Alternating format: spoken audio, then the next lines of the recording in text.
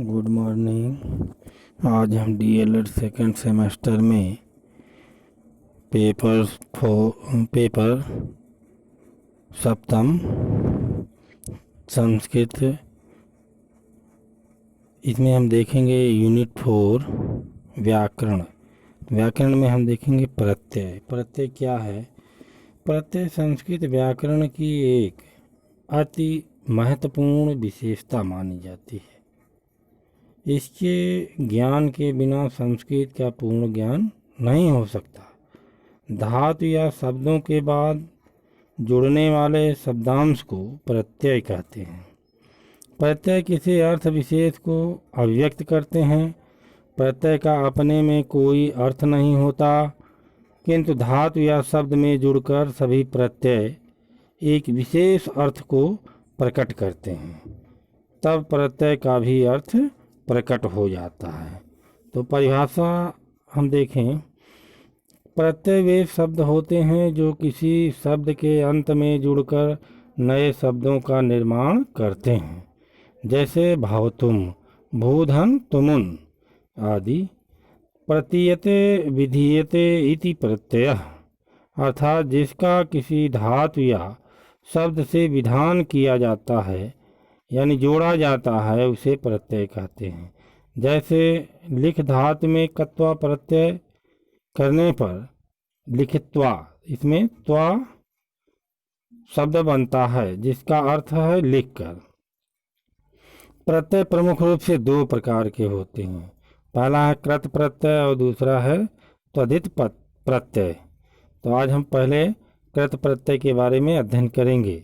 कृत प्रत्यय जिन प्रत्ययों को धातुओं में जोड़कर संज्ञा, विशेषण, शब्द बनाए जाते हैं, उन्हें कृत प्रत्यय कहते हैं।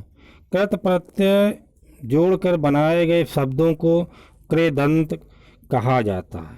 कृदंत भी प्रत्ययों के अनुसार कई प्रकार के होते हैं। पहला कृत प्रत्यय वर्तमान कालिक कृदंत श्रुत अत प्रत्यय।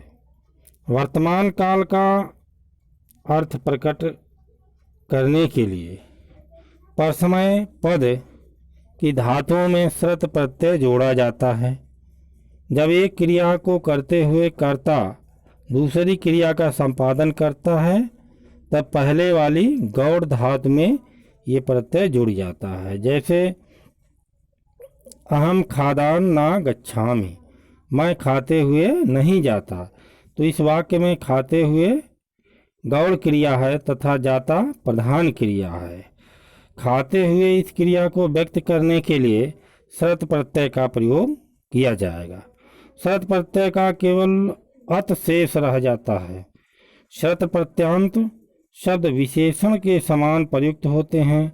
इनके लिंग, वचन तथा विभक्ति अपने विशेष के अनुसार ही प्रयुक्त होते हैं। जैसे स हसन गच्छति, ये पुल्लिंग में होगा स हसन गच्छति, बालिका हसन्ति गच्छति। स्त्रीलिंग में होगा पतत पत्रम पीतम अस्ति, यानी ये नपुंसक लिंग में होगा। अब वर्तमान कालिक शान च आन मान, ये प्रत्यय के अंतर्गत। तो जिस अर्थ में परसमय पदी धातुओं में श्रुत प्रत्यय लगता है, उसी अर्थ में आत्मयन पदी धातुओं में सानश्च प्रत्यय का प्रयोग किया जाता है। इस प्रत्यय का आन अथवा मान शेष रह जाता है। शानश्च प्रत्यय का रूप बनाने के लिए भवादि, दिवादि, तदादि तथा चुरादि गण की आत्मनय पदी धातुओं के लट लकार प्रथम पुरुष एक वचन के रूप में से ते हटाकर मान जोड़ा जाता है। जैसे लभते रूप में ते हटाकर उसके स्थान पर मान कर देते हैं, तो लभमान रूप बन जाता है। अन्य गणों की धातुओं में से ते हटाकर उसके स्थान पर आन कर देते हैं। यदि संधि की आवश्यकता है तो संधि कार्य भी कर लेते हैं। जैसे लट लकार प्रथम पुरुष एक वचन के सेते रूप में से ते हटाकर आन जोड़ देने पर सेते से धन आन रूप बना। अयादि संधि करने पर शयानः रूप बन जाता है। अब भविष्यत कालित क्रदंत श्रत एवं शानश्च प्रत्यय। भविष्यत काल की क्रिया के साथ भी श्रत एवं शानश्च प्रत्ययों का प्रयोग किया जाता है। भविष्यत काल में इसका अर्थ खाने वाला, सोने वाला एवं हंसने वाला आदि के समान होता है। इस काल की परसमय पदी धातुओं में वे श्रत तथा आत्मनय पदी धातुओं में शानश्च प्रत्यय का प्रयोग होता है। उभय पदी धातुओं में दोनों का प्रयोग होता है। अब भूतकालिक क्रदंत कत यानी त कतवतु तवत प्रत्यय, त और तवत का। भूतकालिक धातुओं में कत प्रत्यय यानी त का तथा कतवत यानी तवत प्रत्ययों का प्रयोग किया जाता है। इन प्रत्ययों के द्वारा बने हुए शब्दों के रूप विशेषण के समान तीनों लिंगों में अलग अलग प्रयोग किए जाते हैं। कत यानी ता का प्रत्यय का प्रयोग, कत प्रत्यय का ता शेष बचता है। या भूतकालिक क्रियाओं की सकर्मक धातुओं में कर्मवाच्य के रूप में तथा अकर्मक धातु की क्रियाओं में भाववाच्य के रूप में प्रयुक्त होता है। कत प्रत्यय द्वारा बने हुए शब्दों के रूप पुल्लिंग में राम के समान, स्त्रीलिंग में रमा के समान होते हैं। नपुंसक में फल के समान चलते हैं। जैसे मैंने ग्रंथ पढ़ा, मया ग्रंथः पठति। हम दोनों ने ग्रंथ पढ़ा, आवाभ्याम ग्रंथः पठति। हम सबने ग्रंथ पढ़ा, अस्माभि ग्रंथः पठति। तो उदाहरणों में कर्म ग्रंथ पुल्लिंग एक वचन है, अतः क्रिया पठित ही रहेगी। उसमें अलग अलग कर्ताओं के कारण कोई अंतर नहीं आएगा। अब कतवत यानी तवत प्रत्यय में तवत प्रत्यय का प्रयोग कत प्रत्यय के अर्थ में किया जाता है। इसका तवत शेष बचता है। इसका प्रयोग केवल कृतवाच्य में किया जाता है, अर्थात इसके कर्ता में प्रथमा विभक्ति और कर्म में द्वितीया विभक्ति होती है। क्रिया के पुरुष तथा वचन कर्ता अनुसार होते हैं।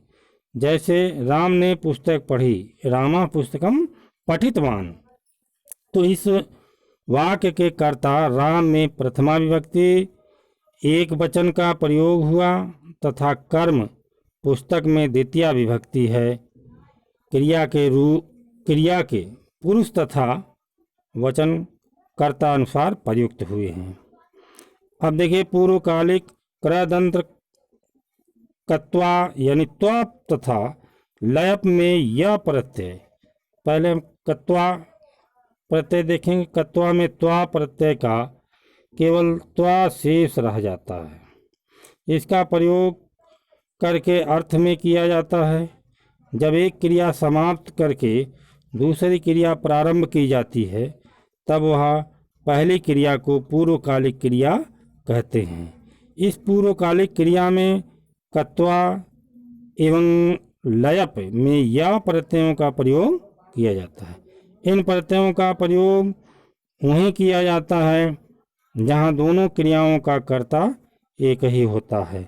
अलग अलग कर्ता होने पर इन प्रत्ययों का प्रयोग नहीं किया जा सकता है। जैसे छात्र विद्यालय जाकर पढ़ता है, छात्र विद्यालयम गत्वा पठति। तो इस वाक्य में पढ़ना तथा जाना दोनों क्रियाएं हैं। जाने की क्रिया समाप्त होते ही पढ़ने की क्रिया प्रारंभ हो जाती है। तो दोनों क्रियाओं का कर्ता छात्र ही है। अब लयप में या प्रत्यय का केवल या शेष रहता है। इसका प्रयोग भी हिंदी में करके अर्थ में किया जाता है। लयप में या प्रत्यांत शब्दों का प्रयोग भी कत्वा यानी त्वा प्रत्यांत शब्दों के प्रत्यय के अंत में, शब्द के अंत में शब्दों के समान होता है। लय प्रत्यय वाली धातुओं के पूर्व उपसर्ग अवश्य होता है, जैसे वह जीत कर ही जाएगा, सा विजयते एव गमिष्यति। यहाँ जी जीतना धातु से पूर्व भी उपसर्ग लगा हुआ है। यदि किसी धातु के अंत में छोटा स्वर हो तो लयप में या प्रत्यय करने पर या के पूर्व ता का आगमन हो जाता है, जैसे आगत्य, आधन गम, धन लयप, लयप में या। यदि धातु के अंत में दीर्घ री हो, री आती है तो री धन लयप में बड़ी ई हो जाता है, जैसे विकीर्ण, वी धन क्री, धन लयप में या, विकीर्ण माने फैलाकर। कत्वा, त्वा तथा लयप में या प्रत्ययों से बने हुए शब्द अव्यय होते हैं। अब देखिए हेतु वाचक या निमित्तार्थक कृदंत तुमुन में तुम प्रत्यय, तुमुन प्रत्यय का तुम शेष रहता है। इसका प्रयोग हिंदी में के लिए अर्थ को प्रकट करने के लिए किया जाता है। तुमुन यानी तुम प्रत्यय वाली क्रिया का कर्ता एक ही होता है। जिस क्रिया को निमित्त या हेतु बनाकर कर्ता कोई कार्य क्रिया करता है तो उस निमित्तात्मक क्रिया की धातु में तुमुन यानी तुम प्रत्यय जोड़ा जाता है। उपसर्ग सहित या उपसर्ग रहित सभी प्रकार की धातुओं में तुमुन यानी तुम प्रत्यय का प्रयोग किया जाता है। तब्यत में तब्य तथा अनियर में अनीय प्रत्यय। तो तब्यत में इस विधि में जब प्रयोग होता है तो विधिलिंग लगाकर यानी चाहिए के अर्थ में लट लकार भविष्यत काल, लोट लकार आज्ञार्थक की क्रियाओं में किया जाता है। तब्यत प्रत्यय का तब्य तथा अनीयर प्रत्यय का अनीय ही शेष रह जाता है। ये प्रत्यय सभी पद की धातुओं में प्रयुक्त होते हैं। सकर्मक धातु से कर्मवाच्य में तथा अकर्मक धातु से भाववाच्य में इसका प्रयोग होता है। पुल्लिंग में राम, स्त्रीलिंग में रमा, नपुंसक में फल। तो ये रहा कृतवाच्य। Thank you.